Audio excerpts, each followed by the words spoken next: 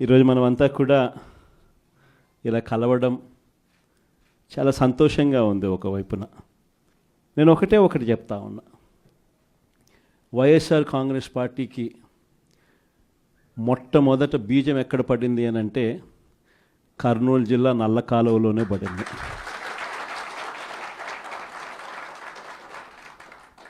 ఆ రోజు కూడా కేవలం ఒక మాట ఇచ్చినాం. ఆ మాట కోసం ఎందాకైనా కూడా పోయిన పరిస్థితుల మధ్య వైఎస్ఆర్ కాంగ్రెస్ పార్టీ ఆవిర్భవించడం, వైఎస్ఆర్ కాంగ్రెస్ పార్టీ ఈరోజు ఒక బలమైన పార్టీగా ఈరోజు రాష్ట్ర చరిత్రలో ఉండడం, దానికి బీజం కర్నూలు నుంచే పడింది. ఆ రోజు నుంచి నాతోనే అడుగులు వేశారు చాలామంది. ప్రతి అడుగులోనూ కూడా ఆ రోజు పార్టీ పెట్టిన రోజు నుంచి ఈ రోజు వరకు గమనిస్తే కూడా మన పార్టీకి ఎవరైనా కూడా సిద్ధాంతం ఏమిటి అని చెప్పి ఎవరైనా కూడా వైఎస్ఆర్ కాంగ్రెస్ పార్టీ ఐడియాలజీ ఏమిటి, సిద్ధాంతం ఏమిటి అని ఎవరైనా ఒక్కసారి కళ్ళు మూసుకొని ఆలోచన చేస్తే కంటికి కనిపించేది రెండు కనిపిస్తాయి. ఒకటి, విలువలతో కూడిన రాజకీయాలు చేయడం. రెండవది, విశ్వసనీయత అన్న పదానికి అర్థం చెప్పిన పార్టీ ఏదైనా రాష్ట్ర చరిత్రలో ఉంది అంటే అది వైఎస్ఆర్ కాంగ్రెస్ పార్టీ అని చెప్పి కూడా గర్వంగా చెప్తాం. నిజంగా ఈ రెండు పదాలే వైఎస్ఆర్ కాంగ్రెస్ పార్టీ నడిపించి, అదే మాదిరిగా ఒక నాయకుడిగా గట్టిగా ఈ సిద్ధాంతాలను నమ్మి ఒక నాయకుడిగా అడుగులు ముందుకు వేశాను. నాలో ఈ గుణాలను చూసి మీరంతా కూడా నాకు తోడుగా ఇన్ని సంవత్సరాల పాటు అడుగు వేశారు. ఈరోజు నేను ఒకటి చెప్తా ఉన్నా, రాజకీయాలలో గెలుస్తాం ఓడిపోతాం ఇది వేరే విషయాలు. కానీ ఈ రోజుకి కూడా ఖచ్చితంగా ఒకటైతే చెప్తాను, వైఎస్ఆర్ కాంగ్రెస్ పార్టీకి సంబంధించిన ఏ నాయకుడైనా కూడా, ఏ జెడ్పీటీసీ అయినా, ఏ ఎంపీటీసీ అయినా, ఏ సర్పంచ్ అయినా, ఏ వార్డు మెంబర్ అయినా, ఏ కార్యకర్త అయినా కూడా, జిల్లా స్థాయి నుంచి గ్రామ స్థాయి వరకు ఏ నాయకుడైనా, ఏ కార్యకర్త అయినా కూడా గర్వంగా కాలర్ ఎగరేసుకొని ఏ ఇంటికైనా వెళ్ళి ఆ ఇంట్లో చిక్కటి చిరునవ్వుల మధ్య వాళ్ళ ఆశీస్సులు తీసుకునే కెపాసిటీ, వాళ్ళ ఆశీస్సులు తీసుకునే పరిస్థితి ఏ నాయకుడికైనా ఉంది అని అంటే అది ఒక్క వైఎస్ఆర్ కాంగ్రెస్ పార్టీ నాయకులకు మాత్రమే ఉందని గర్వంగా చెప్పగలం. ఎందుకనంటే మనం రాకమునుపు రాజకీయాలు ఒక మాదిరిగా ఉండి, మనం వచ్చిన తర్వాత రాజకీయాలకు అర్థం ఇది అని చెప్పి తిరగరాసిన చరిత్ర ఏ పార్టీకైనా ఉంది అని అంటే అది ఒక్క వైఎస్ఆర్ కాంగ్రెస్ పార్టీకి మాత్రమే ఉంది అని కూడా గర్వంగా చెప్పగలుగుతాం. మనమంతా ప్రజల తరపున వాళ్లకు తోడుగా నిలబడాల్సిన సమయం వచ్చింది. గ్రామ స్థాయి నుంచి మనం బలోపేతం, మళ్ళీ ఆర్గనైజ్డ్గా బలోపేతం జరగాలి. జిల్లా స్థాయిలోనూ, మండల స్థాయిలోనూ, గ్రామ స్థాయిలోనూ, ప్రతి స్థాయిలోనూ కూడా మనమంతా కూడా క్యాడర్ను మొత్తం ఏకం చేయాలి, ఆర్గనైజ్డ్ పద్ధతిలోకి తీసుకొని రావాలి. ప్రతి సమస్యలోనూ ప్రజలకు తోడుగా ఉండే కార్యక్రమం ముమ్మరంగా అడుగులు వేయాల్సిన అవసరం వచ్చింది. ఈరోజు జరుగుతూ ఉన్న పరిస్థితులు, విషయాలు కూడా మీ అందరికీ కూడా తెలుసు. రెడ్ బుక్ రాజ్యాంగంలో ఎలా జరుగుతూ ఉన్నాయన్నది కూడా మీ అందరికీ కూడా తెలుసు. చంద్రబాబు నాయుడు గారు అనే వ్యక్తి ముఖ్యమంత్రిగా ఉన్నాడు. మామూలుగా ముఖ్యమంత్రిగా ఉన్న వ్యక్తికి ఒక హుందాతనం ఉంటుంది. ఈ మనిషికి ఆ హుందాతనం లేదు. ఈ మనిషికి ఏదైనా కూడా తాను ముఖ్యమంత్రి కాబట్టి ఏ పదవైనా తనకే కావాలి, తనకు సంఖ్యాబలం లేకపోయినా తనకే కావాలి అన్న అహంకారంతో ఈరోజు చంద్రబాబు నాయుడు రెడ్ బుక్ పాలన సాగిస్తూ ఉన్నాడు. 57 చోట్ల జరిగితే 7 చోట్ల ఎన్నికను వాయిదా వేశారు. ఎందుకనంటే అక్కడ చంద్రబాబు నాయుడుకు గెలిచే వాతావరణం కనిపించక ఆ 7 చోట్ల ఎన్నికలు వాయిదా వేశాడు. మరో 50 చోట్ల ఎన్నిక పెట్టని పరిస్థితి, పెట్టాల్సిన పరిస్థితిలో, ఖచ్చితంగా పెట్టాల్సిన పరిస్థితిలో, ఎన్నికలు జరపాల్సిన పరిస్థితిలో జరపాల్సి వచ్చింది. ఆ వచ్చిన చోట్ల కూడా 50 చోట్లలో 39 చోట్ల వైఎస్ఆర్సీపీ క్యాడర్ తెగింపుతో గట్టిగా నిలబడింది. నిజంగా ఆ తెగింపు వైఎస్ఆర్సీపీ క్యాడర్ చూపించింది కాబట్టి చంద్రబాబు నాయుడు గారు ఏమీ చేయలేకపోయాడు. ఎంత దారుణంగా చంద్రబాబు నాయుడు గారు అనే వ్యక్తి ప్రవర్తిస్తూ ఉన్నాడు అన్నదానికి నిదర్శనం. ఎక్కడా కూడా చంద్రబాబు నాయుడు గారికి మెజారిటీ లేదు. ప్రతి చోట కూడా వైఎస్ఆర్సీపీ కోవిడ్ తర్వాత జరిగిన ఎన్నికలు, అంటే 2 ఏళ్ల తర్వాత జరిగిన ఎన్నికల్లో 2.5 సంవత్సరం 2.5 సంవత్సరం తర్వాత ఎన్నికలు జరిగాయి. ఆ ఎన్నికల్లో వైఎస్ఆర్ కాంగ్రెస్ పార్టీ స్వీప్ చేసిన పరిస్థితులు మనందరికీ కూడా తెలుసు. ఎక్కడా కూడా చంద్రబాబు నాయుడుకు బలం లేదు. బలం లేకపోయినా కూడా చంద్రబాబు నాయుడు గారు ఆయనకున్న అహంకారంతో ప్రలోభాలు పెడుతూ భయపెడుతూ ఉచ్చల విడిగా ఏ రకంగా చంద్రబాబు నాయుడు గారు రెడ్ బుక్ రాజ్యాంగంలో ప్రతి పదవి తనకే కావాలి అని చెప్పి తపన పడుతూ చంద్రబాబు నాయుడు గారు ఏ రకంగా చేశారు అన్నది మనమంతా కూడా చూసాం. ఎందుకు చంద్రబాబు నాయుడు గారు ఇవన్నీ చేస్తూ ఉన్నారు అన్నదానికి ఒక్కొక్కసారి నాకు అర్థం కాల.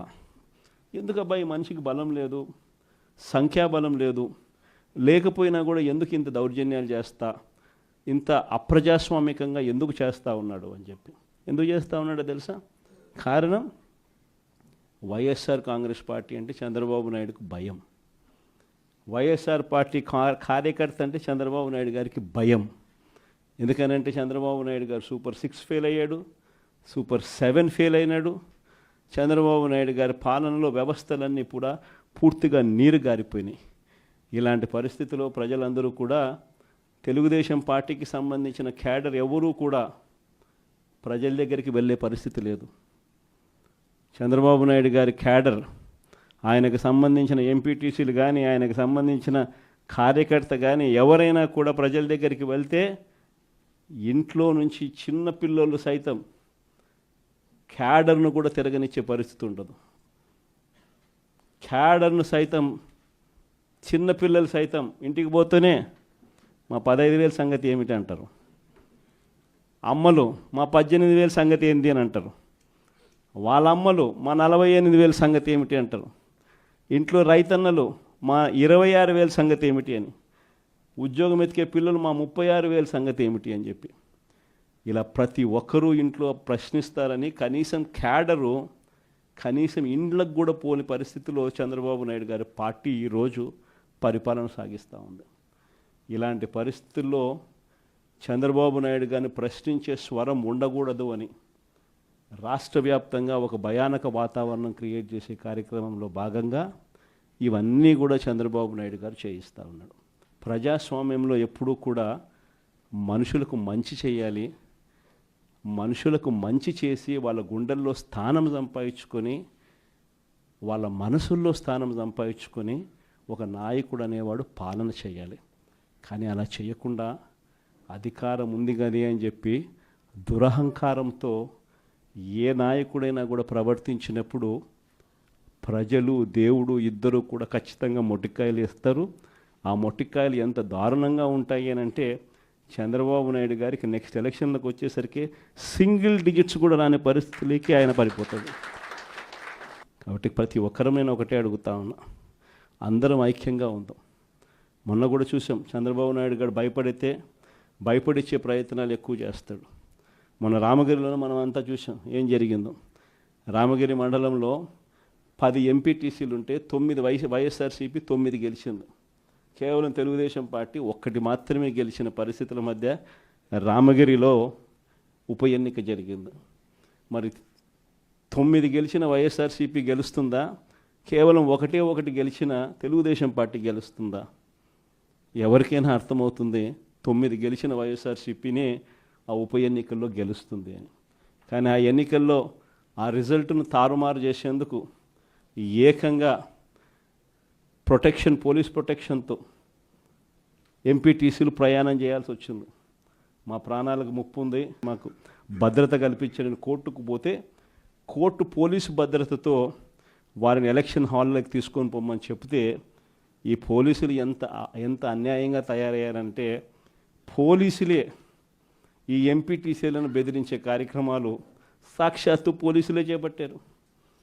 రామగిరికి సంబంధించిన అదే మండలానికి సంబంధించిన ఎస్ఐ వీళ్ళ వెహికల్లో ఎక్కుతాడు, ఎక్కి ఈ ప్రతి ఎంపీటీసీలతోనూ వీడియో కాల్తో ఆ పక్క ఎమ్మెల్యేతోనూ ఎమ్మెల్యే కొడుకుతోనూ మాట్లాడిస్తారు. వాళ్ళు భయపడిస్తారు. మీ ఇంట్లో మీ అమ్మ మీ నాయన ఇంటికి రావాలంటే ఖచ్చితంగా ఎంపీటీసీ ఎలక్షన్లలో వాళ్లకు అనుకూలంగా ఓటేస్తేనే జరుగుతుందని బెదిరిస్తారు. అయినా కూడా మన ఎంపీటీసీలు ఎక్కడా కూడా తలగ్గకపోయేసరికి ఎలక్షన్ టైం దాటిపోయేదాకా వాళ్ళని తిప్పుతూ ఎంపీడీఓ కార్యాలయానికి తీసుకొని పోకుండా కోరం లేదని ఎన్నిక వాయిదా. తర్వాత వాళ్ళందరినీ పెనుగొండకు తీసుకుపోయారు. అక్కడికి తీసుకొని పోయి అక్కడ వాళ్ళందరినీ బైండ్ ఓవర్ చేసే కార్యక్రమం వీళ్ళు చేస్తారు. ఏమయ్యా ఈ అన్యాయం అని చెప్పి మన పార్టీ జిల్లా అధ్యక్షురాలు ఉషమ్మ గట్టిది స్టీల్ లేడీ అని చెప్పాలి, ఆవిడతో పాటు కంటెస్ట్ చేసిన ఎమ్మెల్యే ఇద్దరు పోయి మా ఎంపీటీసీలు మీరు ఎలా నిర్బంధిస్తారని చెప్పి పెనుగొండలో ఆయన ధర్నా చేస్తే, ధర్నా చేసినందుకు వీళ్ళ మీద కేసులు. వీళ్ళు మా పార్టీకి సంబంధించిన మా ఎంపీటీసీలకు తోడుగా నిలబడేదానికి వీళ్ళు పోతే వీళ్ళ మీద కేసులు పెట్టి అరాచకం సృష్టించే కార్యక్రమం ఇద్దరితో ఆగల.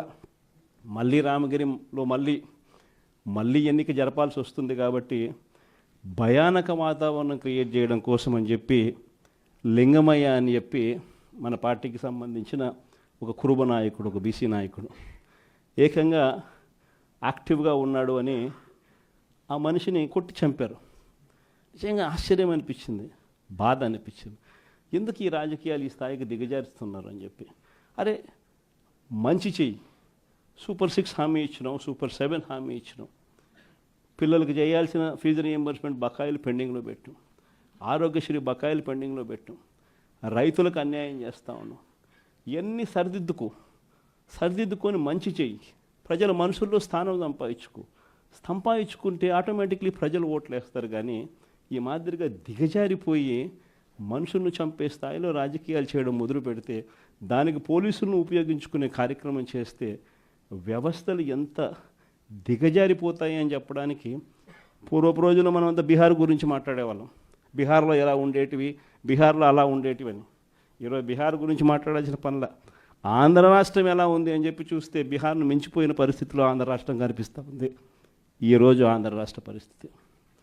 ఇలాంటి పరిస్థితుల మధ్య మనం యుద్ధం చేస్తూ ఉన్నాం.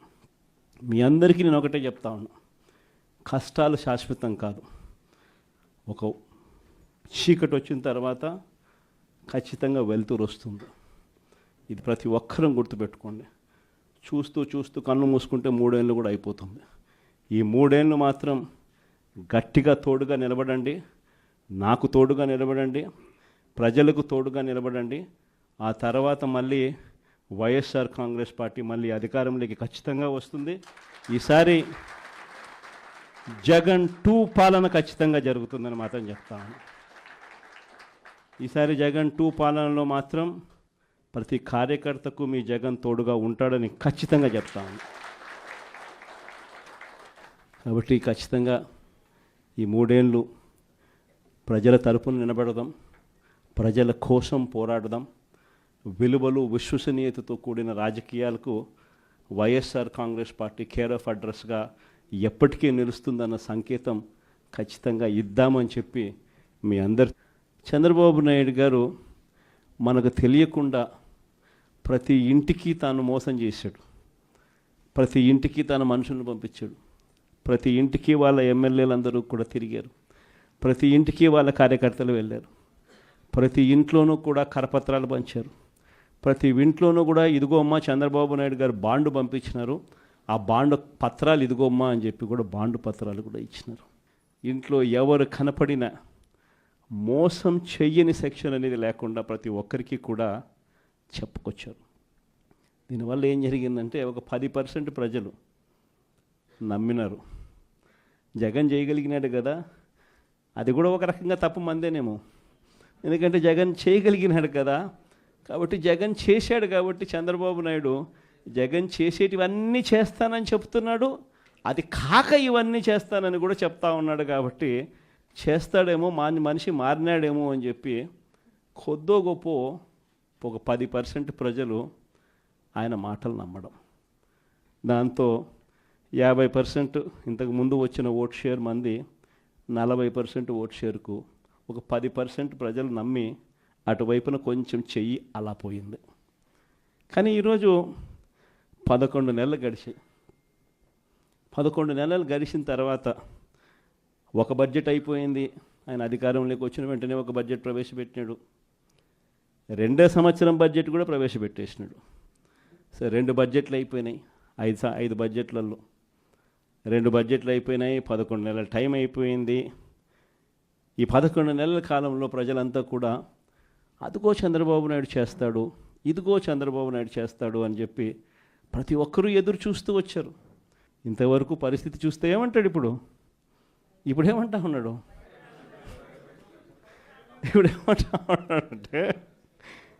ఇప్పుడేమంటా ఉంటే అప్పుడు మాట చెప్పినాను కానీ ఇప్పుడు భయం వేస్తా ఉంది అని అంటున్నాడు. అప్పుడు మాట చెప్పినాను కానీ ఇప్పుడు భయం వేస్తూ ఉందని అంటున్నాడు. అందరితో ఆగిపోవడంలా చెయ్యకుండా ఉండడం కోసం అబద్ధాలు నోట్లో నుంచి చెయ్యకుండా ఉండడం కోసం, అది కూడా అక్కడ నిజాయితీ లేదు, నీతి లేదు. చెయ్యకుండా ఉండడం కోసం రాష్ట్ర అప్పులు ఓసారి 12 లక్షల కోట్లు అంటాడు, ఓసారి 10 లక్షల కోట్లు అంటాడు, ఓసారి 11 లక్షల కోట్లు అంటాడు. ఏదో ఒక అబద్ధం, ప్రతిరోజు ఒక అబద్ధం చెప్పడం, రోజు దాన్ని దాటేసుకుంటూ పోయే పరిస్థితులు కనిపిస్తూ ఉన్నాయి.